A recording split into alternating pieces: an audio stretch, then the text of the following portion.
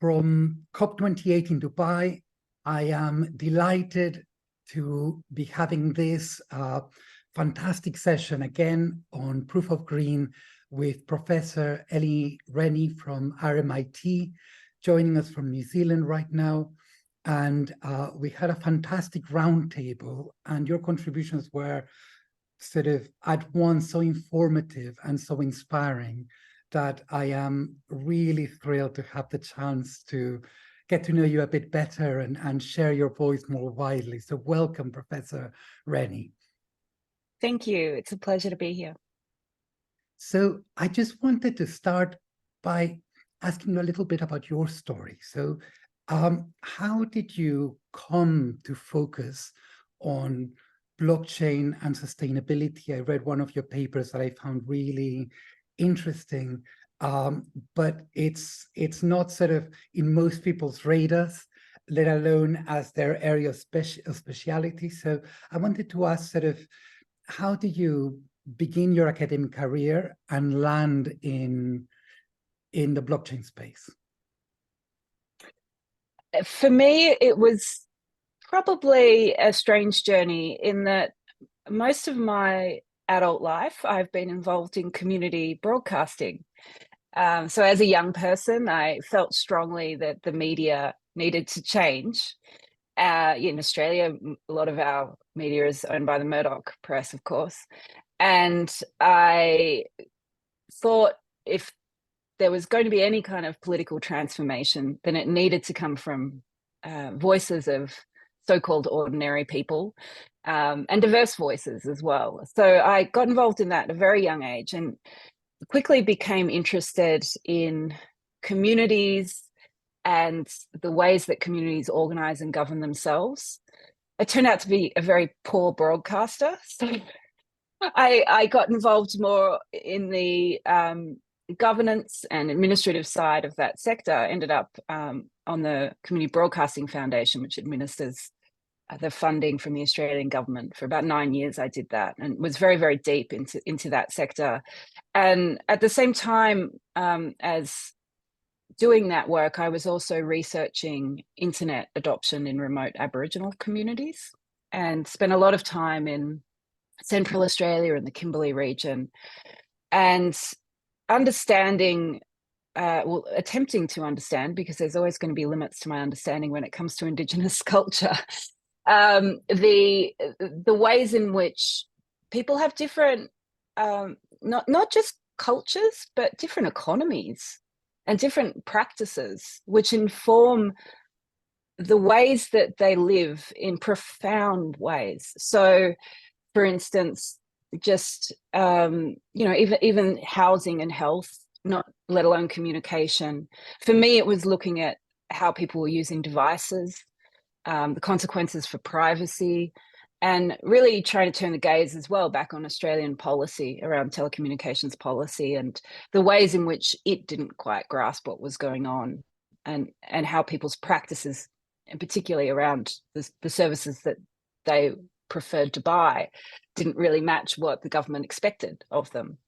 So for me, I've always had this interest in the parts of society that organize themselves differently, and as a result, have creative ways of approaching problems or systems that we deal with. And it was back in 2015 that I read the Ethereum white paper. And because I'd been doing internet studies from this social perspective for some time, I was immediately captivated by it and assumed it would be this, again, something that the rest of the world considered marginal.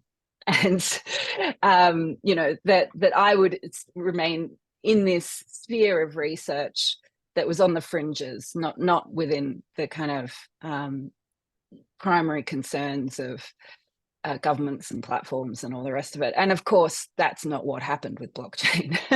It turned out to be something incredibly forceful in both financial sense, in terms of the regulatory response to it, And of course, at the infrastructure level too, in terms of the resources that it uses, how it's powered, this notion of what decentralization is and the extent to which it itself has, I think, even though I've always looked at what I would call decentralized systems, this one is global in its scale, and it provides tools that I think are potentially quite transformative in that they enable the kinds of spheres of activity that I've always been interested in and concerned with in my research. It provides them with tools that they might not have had as well. I'm not saying that this will solve Indigenous problems or anything. All I mean is that we have a system which people can make their own, in the way that community radio could, except that it was limited, say, in the spectrum that people could access, or the ways that government, initially in Australia said it had to be an alternative service because they didn't want it to encroach on the mainstream media's role, etc. So these things which mainstream society has always marginalized, not really the case with blockchain and these platforms. And we're starting to see them, the innovation that they generate, permeating into different parts of society in different ways. So that's how I became interested in the technology itself.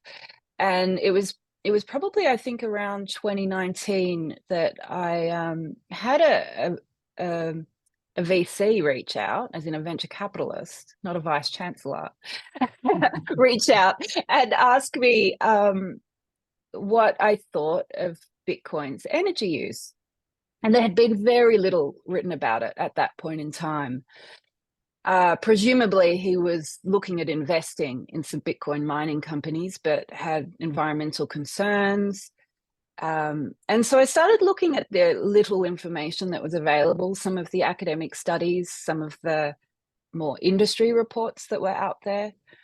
And I just became deeply confused by what I was reading in terms of the absolute polarized nature of the information.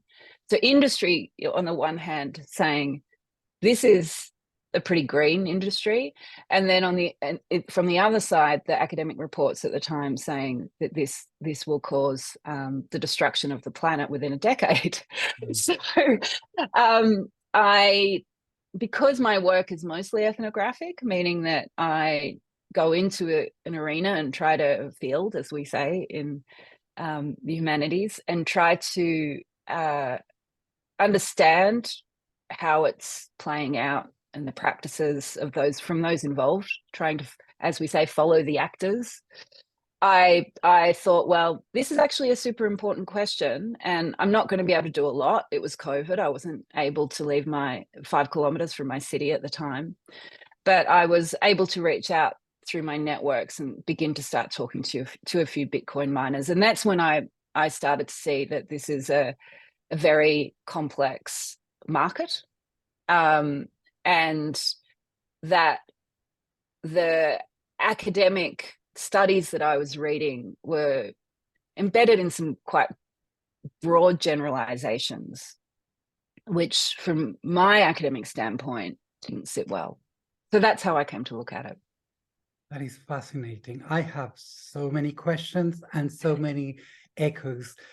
Before going back to this big picture, you mentioned how your interest in technology and device use in ethnography was around the Aboriginal populations in New Zealand. Have you seen... No, in Australia. In Australia, sorry, in Australia. That's why I was confused. Yeah. Okay. And have you seen adoption of blockchain in those contexts?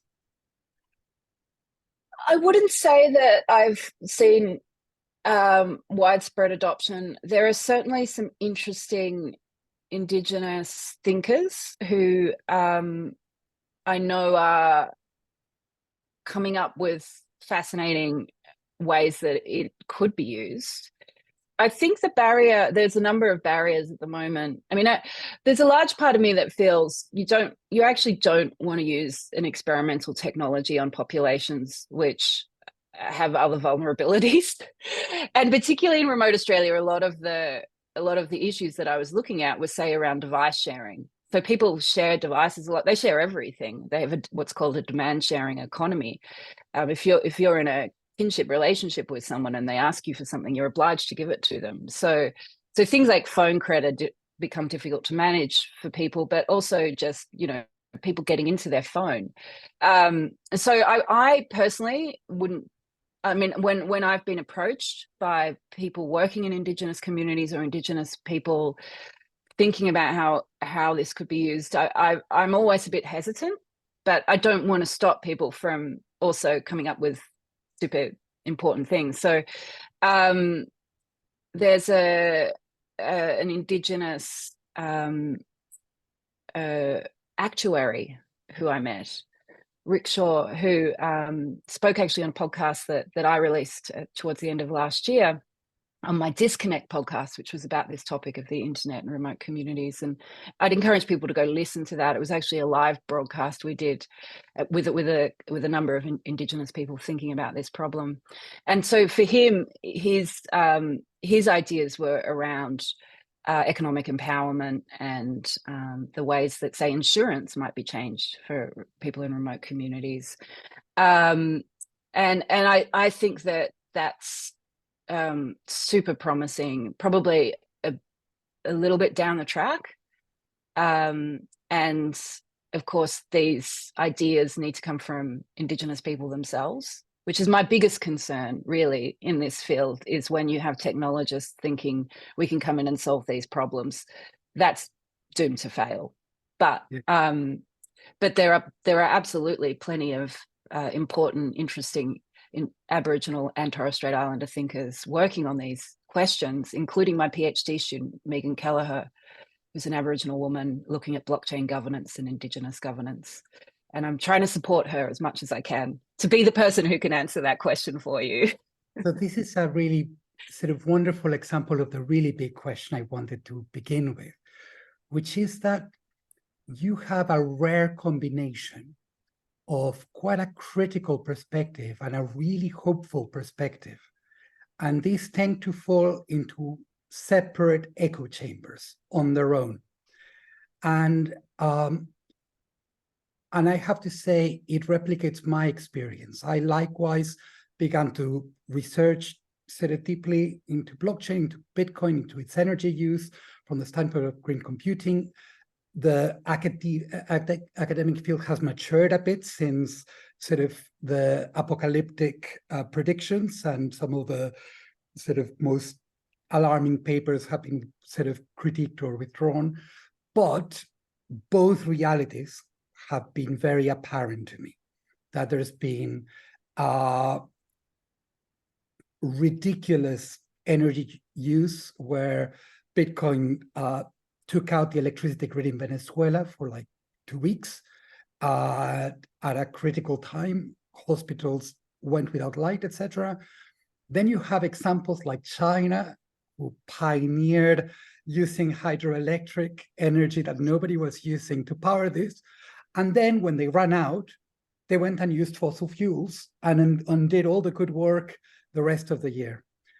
And likewise on the decentralization elements that you've mapped as very rich in potential, but you also described it in the roundtable as a feudal environment. And I certainly, again, had a very similar journey, and I'm still a little bit stunned, really, by how little interest there is in the community of investors in the concentration of wealth and voting power. And I looked at, there was a very interesting paper that basically found that something like 90% of all major cryptocurrencies, between 80 and 90%, was owned by between 100 people and 1%. So that the element of sort of feudalism in there is huge. And then so is the element of decentralization and the utopia. So how do you reconcile those two perspectives, as it were, or where do they fit in relation to each other? This inherent potential you see of blockchains as a grassroots empowering technology, and this highly centralized, greed-driven ecosystem, and likewise this sort of potentially extremely green patterns and these potentially simultaneously sort of terrible patterns. So where do you harmonize these two sort of, they both have evidence for them. So where do you land as it were? That's right. Well, on the, what I would call the developmental phase of blockchains, so my husband and I, Jason Potts, he's an innovation economist, well, innovation economics professor. We've been working up some writing at the moment. Part of my ethnography is also around validator governance. So when you're talking about that centralization of capital, it's through validators themselves, who of course are the blockchain. They're not separate to it. They are. The blockchain only exists by virtue of those running nodes and proposing and attesting blocks in Ethereum, for instance. Different with Bitcoin, it's the miners. But the work that we've been doing and thinking around this is taking my ethnographic work of hanging out with validators, running a validator myself, just trying to understand the various influences on validators, for instance, the contractual relationships they might have with investors, or some of them are run as DAOs, so they might have a very different model.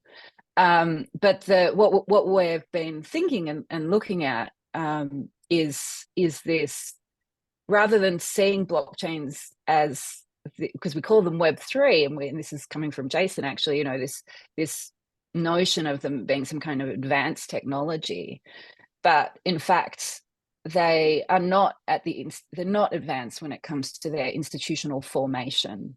And he kind of introduced me to some of the Nobel Prize winning economics work on institutions by Douglas North and others. And you know, this notion of really the natural state of nation states themselves is something that he calls a limited access order. And so what we have there is a situation where the chief concern of any state is to constrain violence, right? And how that's done is really what differentiates, say, an advanced democratic nation with a strong economy from another one which you know, you can try and put something in there like elections, but they don't necessarily work, right? Why is that?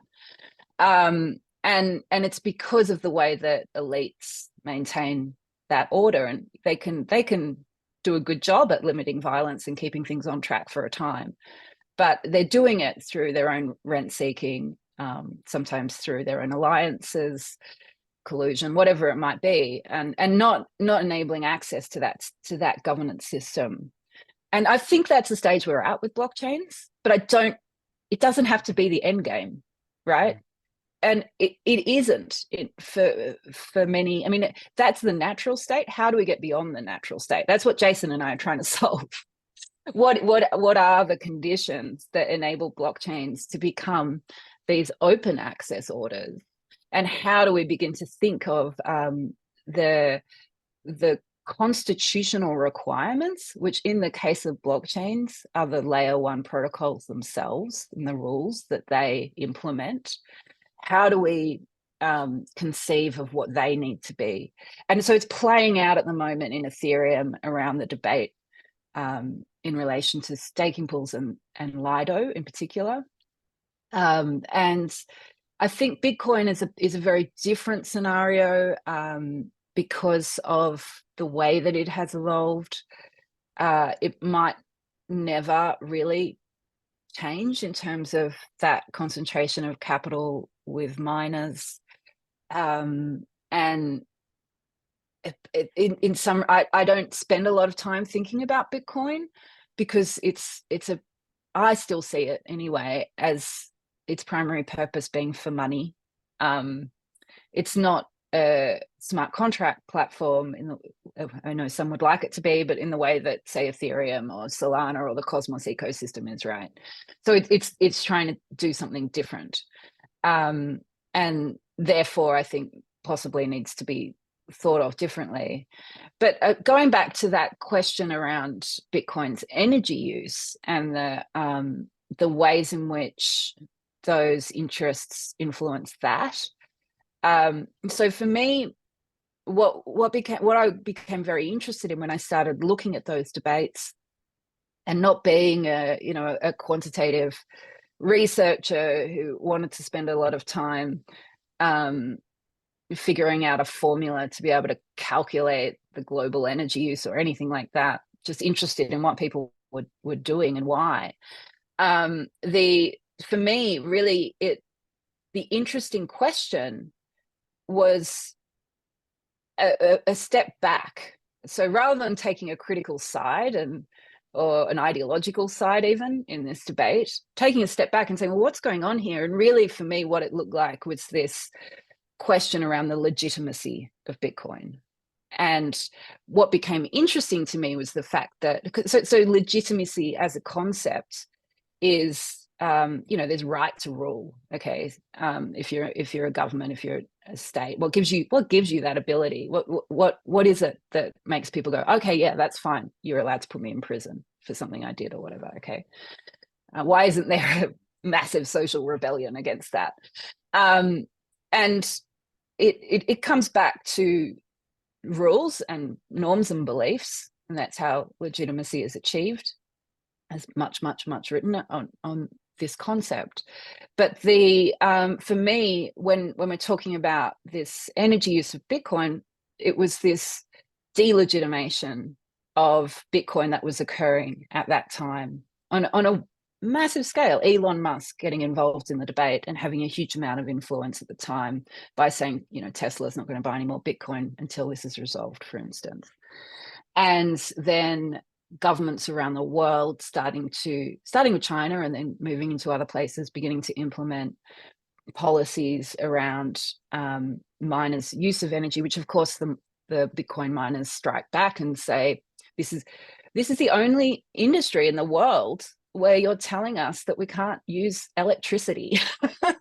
Which, they're right. I mean, that's massive. And it's massive in terms of, for me, the reaction was by governments and others was interesting in itself. And of course, we've now seen that shift a bit. The information available is beginning to change. The ways that we measure these things is getting better and will continue to get better, I hope. But the dynamics around delegitimation were suggesting to me that those who thought Bitcoin was problematic were viewing it as a single thing, that the algorithm, the algorithm is doing this, as though this is one entity or one thing that we control. But as an ethnographer, that's not how I see this system. It's a permissionless system. Anyone can get involved and start running a node of Bitcoin or Ethereum or whatever they feel like running a node of. And yes, they require resources, they require hardware, they require skills. And that will mean that some people don't have the capacity to participate, but that doesn't mean if they didn't find that capacity, they couldn't. And so you end up in a situation which is much more like a market than a platform or an algorithm, as we like to think of them in terms of, say, Meta or Google, Alphabet. And therefore, really what you need to consider when thinking about Bitcoin and its energy use is the ways in which it is embedded into these local scenarios. So that paper that I wrote years ago now was really trying to think through, well, if this is an entangled political economy that we're dealing with, what does that mean for Bitcoin? And how we need to perhaps be thinking about this in relation to how markets find legitimacy. And really, it led me to conclude that Bitcoin is less anarchic than Ethereum, because Ethereum moved to proof of stake and no longer is embedded in the constraints that is imposed upon the hardware itself, or based on what resources are available, the government regulations that the people who are performing these computational actions are forced to face. So that was kind of where I got to with that piece of work. It's not an answer to Bitcoin's energy use. It's more, let's actually question how we think about these protocols generally, because they're not like other platforms that we know. They're very different.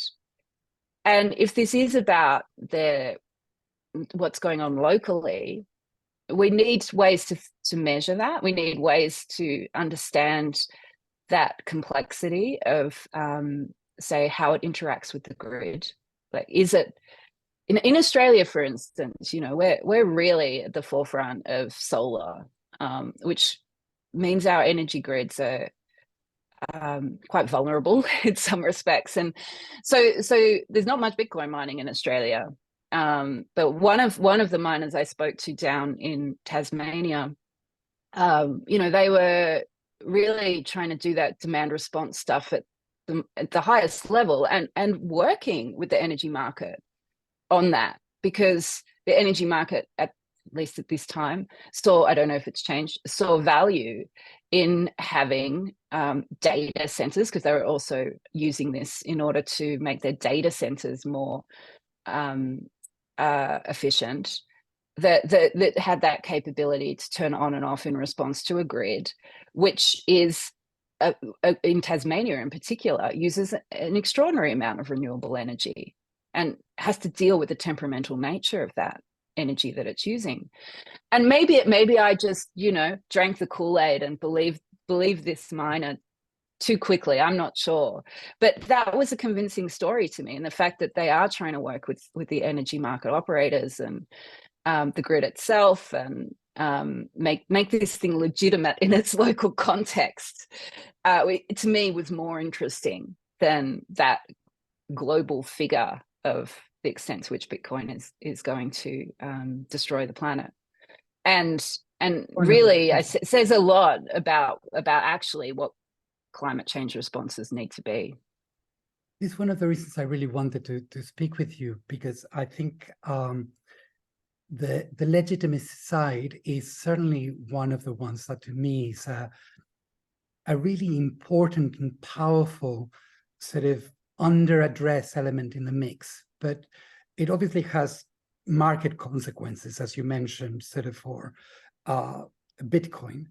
And it seems to me that in a sense, the current trajectory of blockchain technology is this contest between the very early stages of a totally unregulated market, which is mostly driven by and distorted by speculation. So it's sort of, there is which made a lot of people rich very quickly, but has created, together with the energy use, this crisis of legitimacy. And this crisis of legitimacy brings sort of its own response in regulation. So you mentioned China, which began to set really strong limits, and everybody moved to Texas. But until there was a congressional investigation there as well. And it seems to me that this element of legitimacy, this form of soft power, in a sense, does belong to the people, to the atmosphere, as it were. There is a kind of sense of boundaries, both in terms of the general population, and partly in response to that, emerging government regulations. So I know the EU just commissioned 800,000 euro study on metrics, sort of measuring the energy impacts of blockchain, and added the feasibility for shared standards. So you can see that people are beginning to think along these dynamics. And I sort of, Proof of Green was born from a really exciting collaboration with the Internet Computer Protocol, which is a sort of an attempt to build an alternative internet on a blockchain with very sort of innovative technology through the Definity Foundation. And as I sort of dived into it, again, I found both dynamics. The Internet Computer Protocol as a technology, which is very exciting, and the Internet Computer Protocol as a coin, which was less exciting. And these dynamics seem to be in contest. And one of the things that I think we're seeing is, so Definity, for example, I think took a risk and invested in a sort of environmental impact report, and then created a dashboard. And of course, Filecoin has moved towards Filecoin Green, and sort of this movement toward it is growing. And like you, I think there is no one blockchain, there is no one Bitcoin, there's no one Ethereum, no one ICP. I've seen sort of people use Bitcoin to monetize the development of renewable energy as opposed to its consumption, which has been a really interesting flip of the model. I've got some awareness around the current execution of demand response. Sort of we're about to publish something on the sort of perils of carbon aware patterns as they're currently practiced. But I do think it's got a lot of, it's the way to go. It just needs to be refined. So I guess this kind of brings us to this sort of notion of proof of green, which is really entirely about legitimacy. And it is also about the depoliticization of the discourse. It's how do we create a common language that blockchains can speak, that developers can speak, that carbon markets can speak, that regulators can speak. And I guess it's not even a language, it's a vocabulary. It's a kind of, you can't sort of bring a language that explains all of it. And even the element of measuring the electricity consumption of compute is in itself technical, but also political, sort of whether you go for attribution or consequential models, whether sort of how you measure, why you measure. So I guess our perspective in thinking about this was that there is an objective common ground. And I use, maybe intersubjective is a better term for it. It's not objective in the sense that it's a kind of, there is no real precise to the atom measure. But there is a consensus about what kind of things you need to look at. It's just everybody's talking about it differently. And so I wanted to ask, when sort of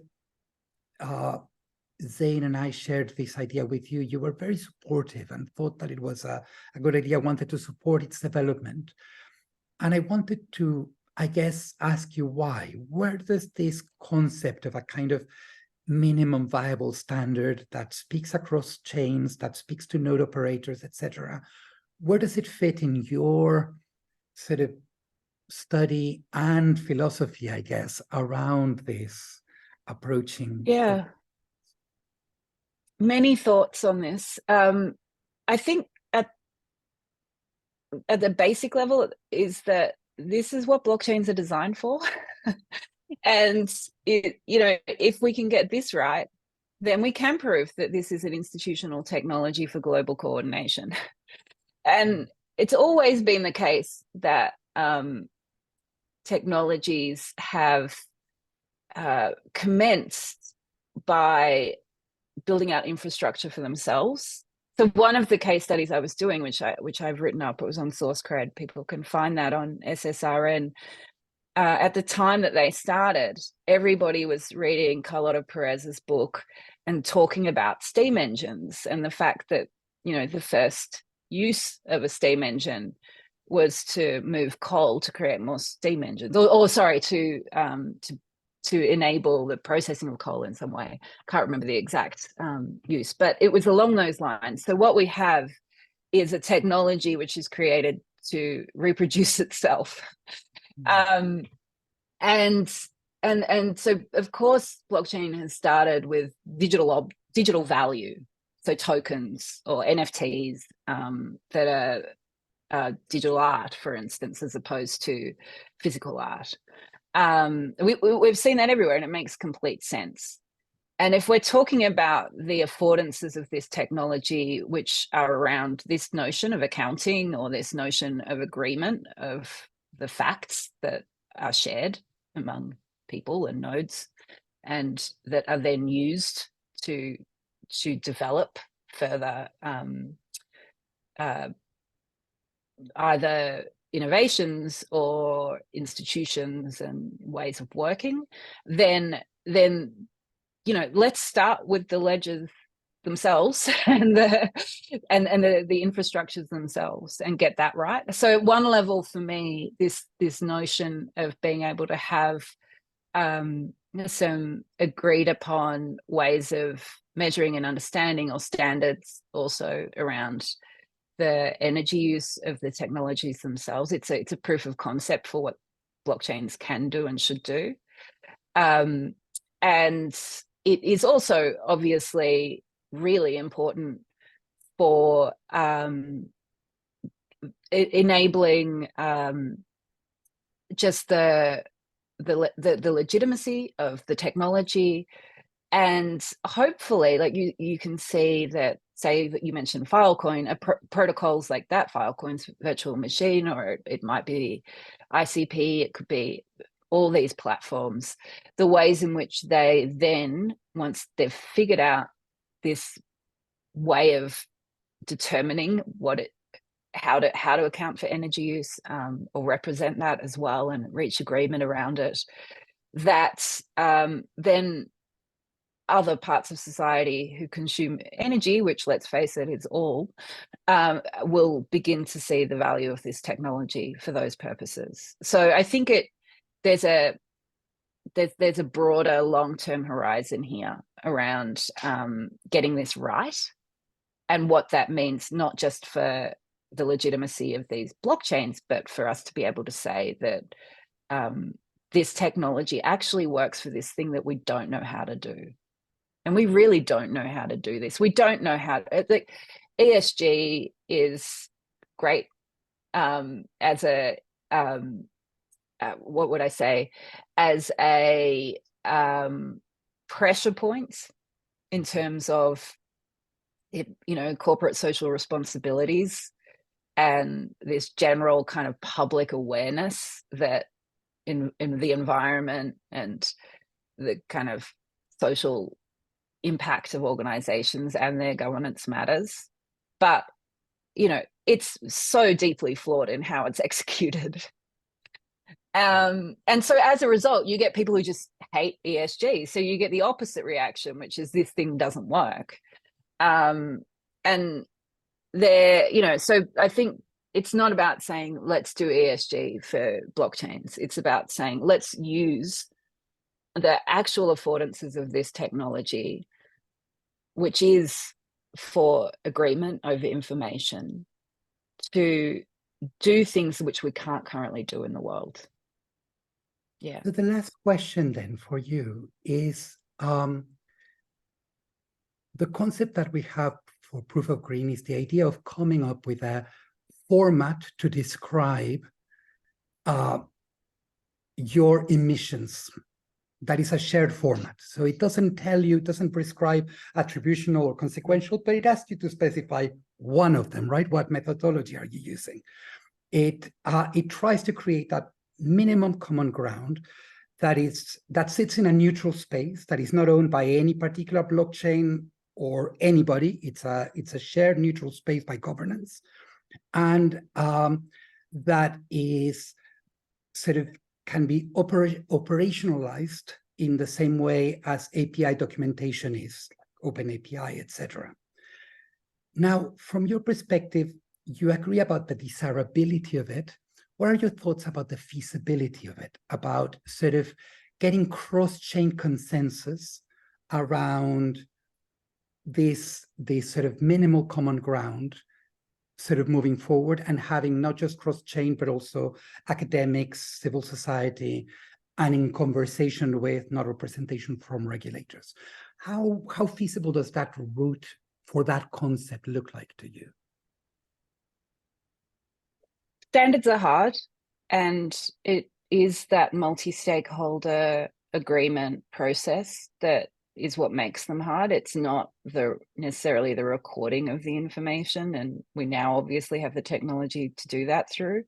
So I don't think it will be a straightforward process. I think the approach that you're presenting is right, and I'm thinking specifically about my collaborators in MetaGov who've worked on DAO-Star, which is, they wanted to standardize how these DAO frameworks work so that you could have better interoperability between them, or for other applications to be able to see what's going on in DAOs. In the end, they came up with more information standards, which is what you're talking about. What is it that we should be telling each other, or a kind of API type interface? What I would say is that blockchain communities are technical communities who understand like technical standards, and in some respects, I think standards are tricky when it comes to blockchains, because it's and it was a Bitcoin core developer who said this to me once at an MIT seminar, where he said it to the whole room, but the Bitcoin protocol is the standard, that's it. It's there. So, and I don't disagree with that way of seeing it. It's like we don't want Ethereum and Bitcoin to be the same. We want them to be different, and for the things that are built on or with them to conform to that protocol. But there is still that layer of coming to agreement around what it is that they're both doing that can be understood together. And that's what we're trying to achieve.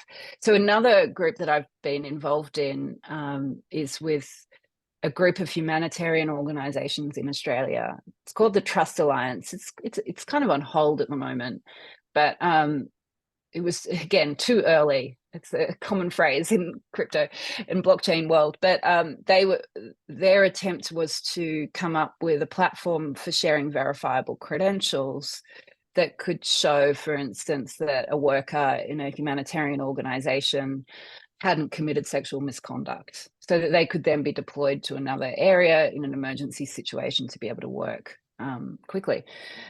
Fascinating project, and the technology worked, everything was fine. But the thing that they really needed to be able to do was to coordinate around what it is that they're agreeing to when they accept that credential. So if Oxfam accepts that credential from Australian Red Cross, that they both agree that this is the standard that worker is being held to. So there were all these processes, and we did some trials, one around code of conduct, one around child safeguarding credentials. And where we kind of arrived at is it wasn't the technology. It wasn't that, it definitely wasn't that this was a solution looking for a problem. There was a problem, and there is a technology for it. What was missing here was that there's these very messy, difficult compliance obligations that humanitarian organizations face that are in the way of them being able to use something more effective and efficient right now.